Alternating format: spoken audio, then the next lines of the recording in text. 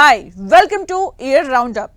ఈ ఏడాదిలో జరిగిన సంఘటనల్ని ఓసారి గుర్తు చేసుకునే క్రమంలో ఏపీలో ఏం జరిగింది, ఏ అంశాలు ఎక్కువగా ప్రజల్ని కుదిపివేశాయి, ఏ అంశాలు ఎక్కువగా చర్చకొచ్చాయి, ప్రభుత్వం మారిన తర్వాత జరుగుతున్నదేంటి, రాజకీయ పార్టీల కార్యక్రమాలేంటి, హ్యావ్ ఎ లుక్.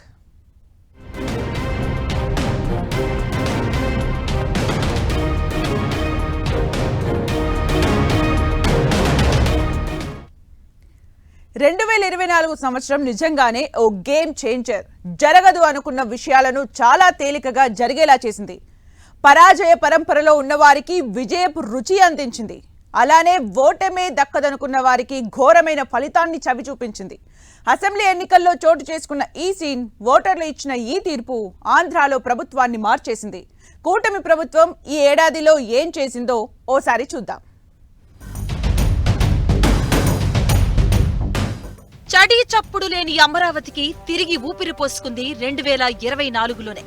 వేలాది మంది రైతుల ఆకాంక్షగా తిరిగి క్యాపిటల్ కన్స్ట్రక్షన్ పనులు ప్రారంభమయ్యాయి. దీంతో ఈ ఏడాదిని రాజధాని రైతులు అస్సలు మర్చిపోరు అంటే అతిశయోక్తి కాదు. ఈ క్రమంలోనే అమరావతి నిర్మాణానికి కేంద్రం నుంచి నిధులు, అప్పులు, గ్రాంట్ల రూపంలో తీసుకొచ్చేందుకు ప్రయత్నాలు ఊపందుకున్నాయి. కేంద్ర ప్రభుత్వం 15,000 కోట్ల రుణం అందిస్తామని 2024-25 బడ్జెట్లో హామీ ఇచ్చింది. ఇందులో 90% కేంద్రం, 10% రాష్ట్ర ప్రభుత్వం భరిస్తుంది. ఈ రుణంపై 15 ఏళ్లు మారటోరియం ఉంటుందని ప్రకటించగా ఈ గడువు మరో 14 ఏళ్లకు పెరిగినట్లు తెలుస్తుంది. రాష్ట్ర ప్రభుత్వం చెల్లించాల్సిన 10% నిధులు కూడా కేంద్రమే సర్దుబాటు చేస్తుంది. రాజధాని నిర్మాణానికి అవసరమైన నిధుల్లో ప్రపంచ బ్యాంకు, ఆసియా అభివృద్ధి బ్యాంకు సంయుక్తంగా ఈ రుణాన్ని అందించేందుకు సుముఖతను తెలిపాయి. ఈ మేరకు కేంద్రానికి 2024 అక్టోబర్లో లేఖ అందింది. ఇందులో భాగంగానే ప్రపంచ బ్యాంకు బృందం సభ్యులు అమరావతిలో పర్యటించారు. అలానే ఏపీ జీవనాడి పోలవరం కూడా పూర్తయ్యేందుకు ప్రభుత్వం ప్రత్యేక శ్రద్ధ పెట్టినట్లు సమాచారం. ఇందుకోసమే 2024 అక్టోబర్లో 2,348 కోట్లను విడుదల చేసింది. 75% నిధులు ఖర్చు చేస్తే మిగిలిన నిధులు విడుదల చేస్తామని కేంద్రం షరతు విధించింది. డిసెంబర్ 17, 2024 పోలవరం ప్రాజెక్టును ఏపీ సీఎం చంద్రబాబు పరిశీలించారు. ప్రాజెక్టు పనులపై ఆయన అధికారులతో సమీక్షించారు. 2026 అక్టోబర్ నాటికి నీటిని నిల్వ చేసేలా ప్రణాళికలు సిద్ధం చేస్తున్నారు. దీంతో పోలవరం నిర్మాణంలో 2024 కీలక సంవత్సరంగా మారింది. ఇక ప్రభుత్వ పరమైనటువంటి పథకాలు చూస్తే ఎన్డీఏ ప్రభుత్వం సామాజిక పింఛను ఒకేసారి 1000 నుంచి 4,000 ఇచ్చే ప్రక్రియకు శ్రీకారం చుట్టింది. 175 అన్నా క్యాంటీన్లను ప్రారంభించింది. తాము అధికారంలోకి రాకముందే ఏదైతే పథకాన్ని అభ్యంతరం పెట్టిందో ఆ ల్యాండ్ టైటిలింగ్ యాక్ట్ రద్దు చేసింది. దీపం 2 కింద 1 కోటికి పైగా ఉచిత గ్యాస్ సిలిండర్ల సరఫరా దీపావళి నుంచి శ్రీకారం చుట్టింది. డ్వాక్రా మహిళలకు వడ్డీ లేని రుణాలు 5 లక్షల నుంచి 10 లక్షలకు పెంచారు. ఉచిత ఇసుక సరఫరా వల్ల 125 వృత్తులు, వ్యాపారులకు చేయూత లభించినట్లయింది. సంక్రాంతి నాటికి గోతులు, గుంతలు లేని రోడ్లుగా రూపుదిద్దాలనే కార్యక్రమాన్ని చేపట్టింది.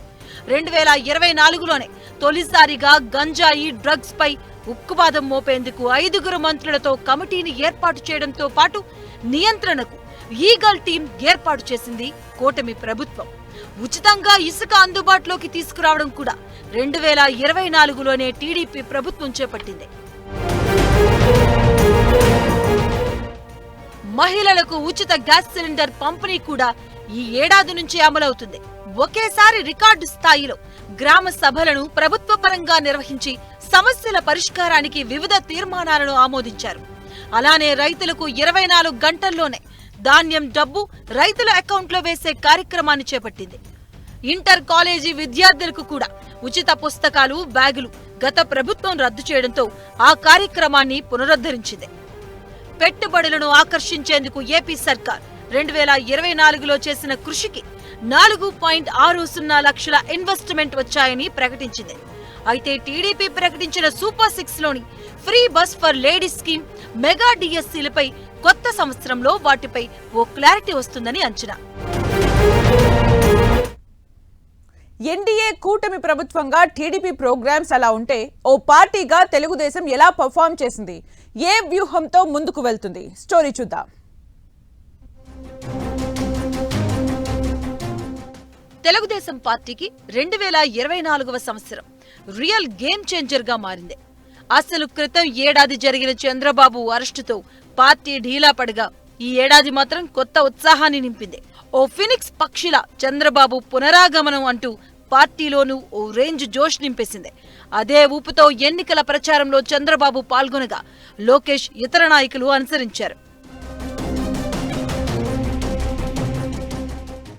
2024 ఎన్నికల్లో 144 స్థానాల్లో పోటీ చేసిన తెలుగుదేశం 135 స్థానాలను గెలుచుకుంది. చాలా ఏళ్ల తర్వాత టీడీపీకి జాతీయ స్థాయిలో చక్రం తిప్పే అవకాశం కూడా 2024లోనే వచ్చింది. ఎన్డీఏలో బీజేపీ తర్వాత 16 ఎంపీలతో రెండో స్థానంలో కీలక భాగస్వామిగా అవతరించింది. 2024లో తెలుగుదేశానికి అన్ని శుభశకునాలే అన్నట్లుగా సాగింది. పొత్తులో కేంద్రంలో అధికారంలో ఉన్న బీజేపీ జతకట్టడంతో బాగా కలిసి వచ్చింది అంటారు. పోలింగ్ రోజు దాడులను ఎదుర్కొని టీడీపీ సాధించిన విజయంతో ఏపీ అంతా పసుపుమయమైనట్లయింది. జూన్ 12వ తేదీన నారా చంద్రబాబు నాయుడు ఏపీకి మరోసారి ముఖ్యమంత్రిగా బాధ్యత స్వీకరించడంతో మరోసారి టీడీపీ నామ సంవత్సరంగా 2024 మారింది.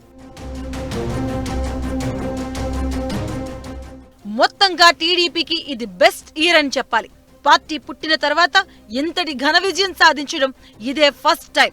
అందుకే ఆ విషయాన్ని చంద్రబాబు నాయుడు పదే పదే పార్టీ నేతలకు గుర్తు చేస్తుంటారు. ఇదే సమయంలో పార్టీలోని అందరికీ ప్రాధాన్యం దక్కేలా నామినేటెడ్ పోస్టులు పంచడమే కాకుండా వైఎస్ఆర్సీపీని మరింత దెబ్బకొట్టే వ్యూహాలు కూడా పార్టీ పరంగా చేస్తుంది టీడీపీ. ఈ క్రమంలోనే అటు ఎంపీలను కానీ ఇటు ఎమ్మెల్సీలను కానీ ఆకర్షిస్తుంది. అలానే వైఎస్ఆర్సీపీ నుంచి వచ్చే నేతలను ఫిల్టర్ చేసి తీసుకుంటుంది. ఈ లిస్టులో మాజీ మంత్రులు, ఎమ్మెల్యేలు, కార్పొరేషన్ చైర్మన్స్ కూడా పార్టీలో చేరడం ప్రారంభించారు. ప్రభుత్వంలో అధికారంలో ఉన్న టీడీపీ అటు పార్టీ పరంగా ఇంకా బలపడేందుకు సభ్యత్వ నమోదులోనూ 2024లో రికార్డు క్రియేట్ చేసిందని చెప్తుంది. ఇక ప్రతిపక్ష పార్టీ వైఎస్ఆర్సీపీ ఓటమి షాక్ నుంచి పూర్తిగా కోలుకునే ఛాన్స్ 2024 ఇవ్వనే లేదు. ఓటర్లు ఇచ్చిన తీర్పుతో అసలు ఈ పార్టీ ఇప్పటిలో కోలుకుంటుందా అనేది సందేహమే అనుకుంటే ఏడాది చివరకు వచ్చేసరికి కాస్త యాక్టివ్ అయింది. కరెంటు ఛార్జీల బాధుడు, ఫీజు రియంబర్స్మెంట్ వంటి పోరాటాలతో జనంలోకి వస్తోంది. ఈ 2024 వైఎస్ఆర్సీపీకి ఎలా గడిచిందో ఓసారి చూద్దాం.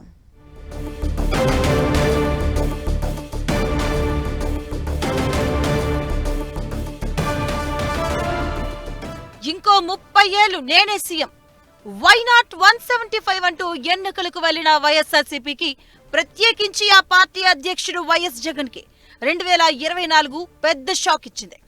అసలు వాస్తవ పరిస్థితి ఏంటో తెలిసి వచ్చేలా చేసింది. టీడీపీకి ఈ సంవత్సరం గేమ్ చేంజర్ అయితే వైఎస్ఆర్సీపీకి గేమ్ స్పాయిలర్ గా మారింది.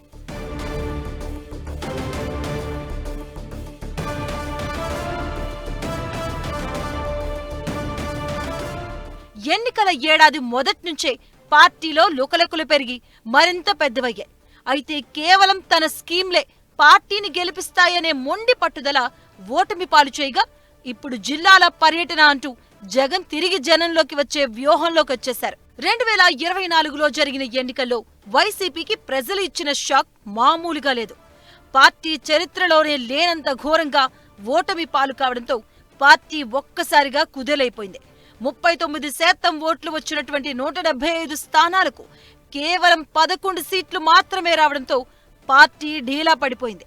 అప్పటి వరకు ఫుల్ యాక్టివ్ గా ఉన్న నేతలంతా పూర్తిగా సైలెంట్ అయిపోయారు. అధినేత జగన్ కైతే ఈ ఏడాదిలో ఇచ్చిన ఎన్నికల ఫలితాలు ఊహించని షాక్ అని చెప్పుకోవాలి. ఇంత ఘోరమైన ఓటమిని ఇచ్చిన 2024ను వైసీపీ ఓ చీకటి సంవత్సరంగానే పరిగణిస్తుంది.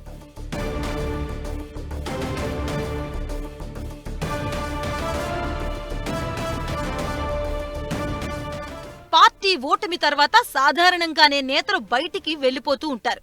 అలానే వైఎస్ఆర్సీపీ నుంచి 2024లోనే ఎక్కువ మందే జంప్ చేస్తున్నారు. జగన్ సన్నిహితులుగా మెలిగిన బాలినేని, మోపిదేవి, వాసిరెడ్డి పద్మ లాంటి వాళ్లు వెళ్లిపోవడం పార్టీకి కొంత నష్టమనే చెప్పాలి.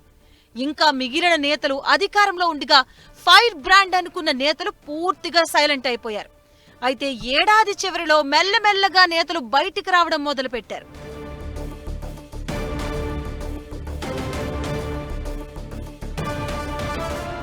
పార్టీ స్థాపించినప్పటి నుంచి జగన్ జైలుకెళ్లినప్పుడు వచ్చినటువంటి ఇబ్బందులు మళ్లీ ఈ 2024లోనే వచ్చాయి. మరోవైపు అవినీతి, పాత కేసులతో నేతలు, సోషల్ మీడియా కేసులతో కార్యకర్తలు సతమతమవుతూ ఉన్నారు.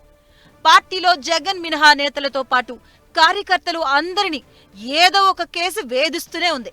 కొందరు నేతలైతే కేసుల భయంతో ఏపీలోకి రావడం మానేసిన పరిస్థితులు కూడా ఉన్నాయి. కొందరు అరెస్ట్ అయి జైల్లో ఉన్నారు. మరికొందరైతే ముందస్తు బెయిల్ పిటిషన్లు వేసుకుంటూ కాలం గడుపుతున్నారు.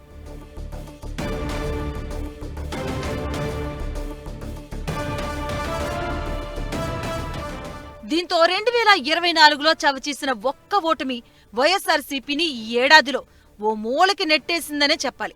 వాటిలో ప్రధానంగా తిరుమల లడ్డూ వ్యవహారం, తిరుమల లడ్డూ తయారీకి వాడే నెయ్యిలో కల్తీ జరిగింది అని కూటమి ప్రభుత్వం చేసిన ఆరోపణలు వైసీపీకి నష్టం చేకూర్చాయి. ఇక తల్లి విజయమ్మ, సోదరి షర్మిల ఆస్తుల విషయంలో జగన్ వేసిన కేసు పార్టీకో అపకీర్తి తీసుకొచ్చింది. ఈ రెండు అంశాల్లో వాస్తవాలు ఎలా ఉన్నా వైసీపీకి మాత్రం కొంతమేర నష్టాన్ని చేశాయి అనేది వాస్తవం. ఇక కాకినాడ పోర్టులో రేషన్ బియ్యం వ్యవహారం కూడా గుక్క తిప్పుకోలేకుండా చేస్తున్నాయి.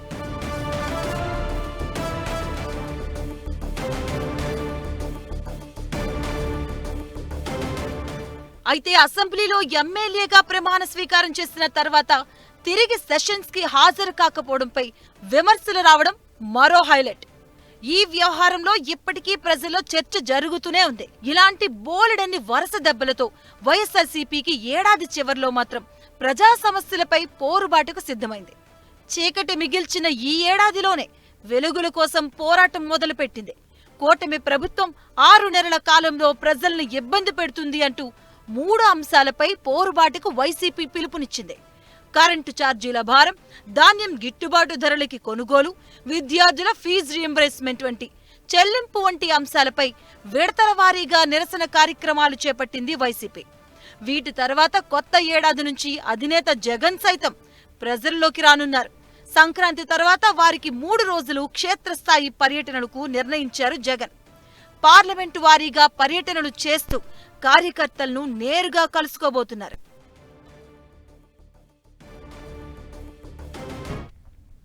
Welcome back to AP రివెన్ 2024. ఇక జనసేన పార్టీ 2024లో పిచ్చ హ్యాపీగా ఉంది. తమ పార్టీ అసెంబ్లీ ఎన్నికల్లో గెలవడం, తర్వాత అధినేత డిప్యూటీ సీఎంగా మారడంతో జన సైనికుల ఉత్సాహం అంతా ఇంతా కాదు. అంతేకాదు, ఇతర రాష్ట్రాల ఎన్నికల ప్రచారానికి తమ నేతని పిలిపించుకోవడంతో ఫుల్ ఖుషి అవుతున్నాయి. జనసేనకి సెంటర్లో దక్కుతున్న ఇంపార్టెన్స్ తో జల్సా చేసుకుంటున్నారు.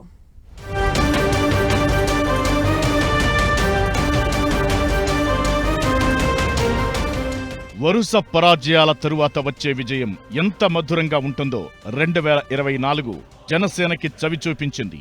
తానెక్కడైతే ఓడిపోయాడో అక్కడే ఆ పార్టీ అధినేత అద్భుత విజయం సాధించడంతో జనసేన ఈ సంవత్సరంలో ఇనుమడించిన ఉత్సాహంతో దూసుకుపోతోంది. పోటీ చేసిన ప్రతి చోట విజయం దక్కించుకోవడంతో పాటు ఇన్నాళ్లు తనని ఎగతాళి చేసిన వారందరికీ పవన్ కళ్యాణ్ సమాధానం చెప్పగలిగారు ఈ ఏడాదిలో.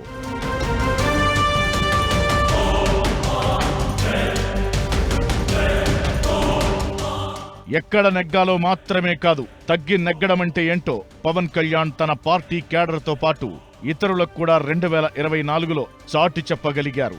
అసలిప్పుడు జనసేనని, ప్రత్యేకించి డిప్యూటీ సీఎం పాత్రలో పవన్ కళ్యాణ్ ని చూస్తున్న వారికి ఆశ్చర్యమనిపించే రీతిలో ఆయన ప్రభ వెలిగిపోతోంది. ఒకప్పుడు అవమానించిన వారే ఇప్పుడు ఆయన్ని పొగడ్తల్లో ముంచెత్తుతున్నారు. అలానే పార్టీ పెట్టిన 10 ఏళ్లకు గెలుపు కల నెరవేరడంతో పాటు ఏకంగా డిప్యూటీ సీఎంగా తగిన గౌరవం దక్కడం జన సైనికులకు ఎనలేని ఉత్సాహం కలిగిస్తోంది.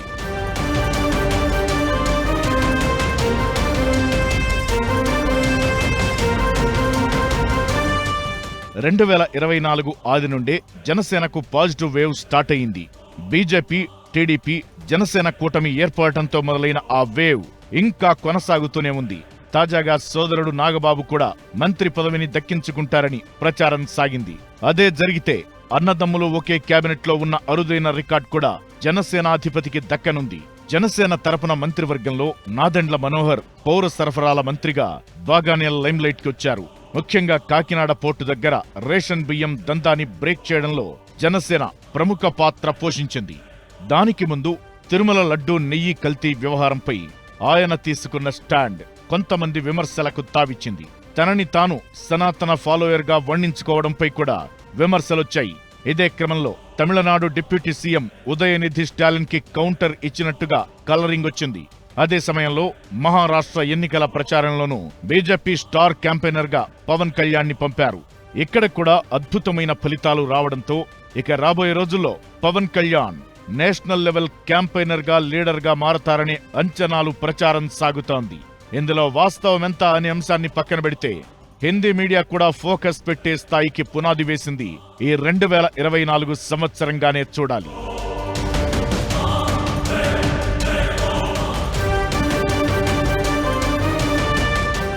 అదే సమయంలో జనసేనలోకి ఇతర పార్టీల నేతలను రప్పించడంలోనూ రాజకీయ వ్యూహం ప్రదర్శించింది. ఒంగోలు నుంచి బాలినేని శ్రీనివాసరెడ్డి వంటి ఇతర నేతలను కూడా జనసేన తన వైపు తిప్పుకోనుందని ఆ పార్టీ ఇన్సైడ్ టాక్. అయితే విజయోత్సాహంలో కొన్ని అడుగులు తప్పుగా వేస్తున్నారనే విమర్శలు జనసేనాధిపతిపై లేకపోలేదు.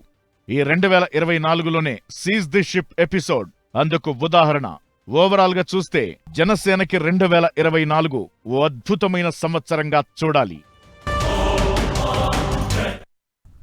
ఇక ఆంధ్రప్రదేశ్లో 2 నేషనల్ పార్టీలు ఉన్నాయి. ఒకటి కాంగ్రెస్, రెండోది బీజేపీ. బీజేపీ ఇప్పుడు సెంటర్లో పవర్లో ఉంది, స్టేట్లో పదవి పంచుకుంటోంది. అయితే గ్రౌండ్ లెవెల్ పర్ఫార్మెన్స్ మాత్రం కనిపించడం లేదు. ఇక ఒకప్పుడు ఏపీలో పవర్ ఎంజాయ్ చేసిన కాంగ్రెస్ అసలు ఉనికి కోసమే పోరాడాల్సి వస్తోంది. ఈ 2 పార్టీలకు మహిళలే అధ్యక్షులుగా ఉండటం హైలైట్. ఈ 2 పార్టీలు 2024లో ఎలాంటి పనితీరు ప్రదర్శించాయో చూద్దాం.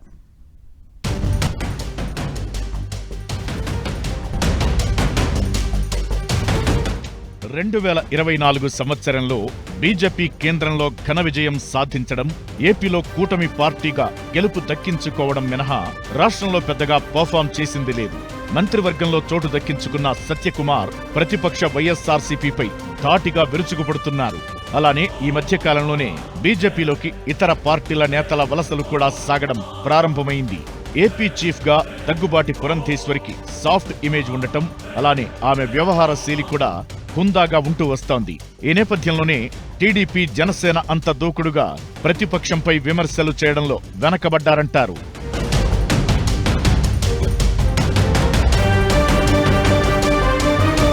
అలానే రాజ్యసభ మెంబర్ అయిన ఆర్ కృష్ణయ్య వైఎస్ఆర్సీపీ నుంచి రాజీనామా చేసి బీజేపీలో జాయిన్ అవ్వడం ఈ ఏడాదిలో బీజేపీకి హైలైట్ గా చెప్పాలి. తద్వారా రాజ్యసభలో ఓ నంబర్ పెంచుకున్నట్లయింది. కేంద్రంలో సహాయ మంత్రిత్వ శాఖని వర్మ నిర్వహిస్తుండడం కూడా రాష్ట్ర బీజేపీకి బలమిచ్చే పరిణామంగా 2024లో చూడాలి.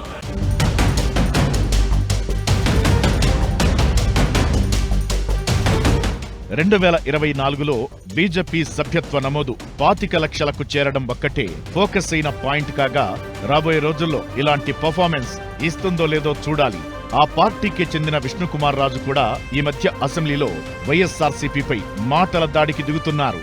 తద్వారా కేబినెట్ లేదంటే నామినేటెడ్ పోస్టులపై కన్నేశారేమో తెలియదు గాని పార్టీ పరంగా ఎన్నికల విజయం తప్పితే రాష్ట్రంలో 2024లో బీజేపీ పర్ఫార్మెన్స్ పెద్దగా లేదనే చెప్పాలి.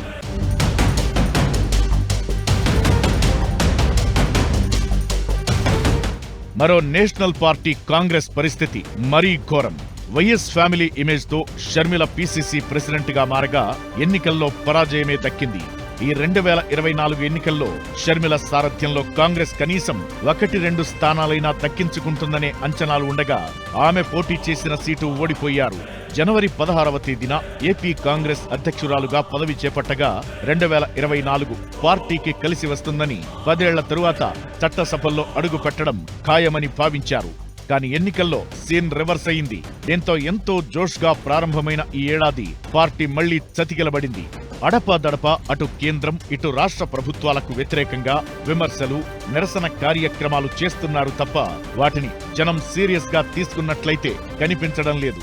అంతేకాదు కేవలం జగన్మోహన్ రెడ్డిపై విమర్శలు చేయడానికే ప్రెస్ మీట్లు పెడుతున్నారనే విమర్శలను కూడా కాంగ్రెస్ మూటగట్టుకుంటోంది. అవినీతికి పాల్పడ్డారని ఓసారి, ఆస్తులు పంచివ్వడం లేదని మరోసారి, ఇలా క్రమం తప్పకుండా అన్న జగన్మోహన్ రెడ్డిపైనే తన బాణాలన్నీ ఎక్కుపెట్టారు. అయితే అధికార పక్షంలోని టీడీపీ కూటమిని మాత్రం పెద్దగా ఇబ్బంది పెట్టేలా కార్యాచరణ మాత్రం పిసిసి ప్రెసిడెంట్ చేయలేదు. ఈ క్రమంలో 2024 ఏడాది కాంగ్రెస్ ఫేట్ ని ఏమాత్రం మార్చలేదని చెప్పాలి.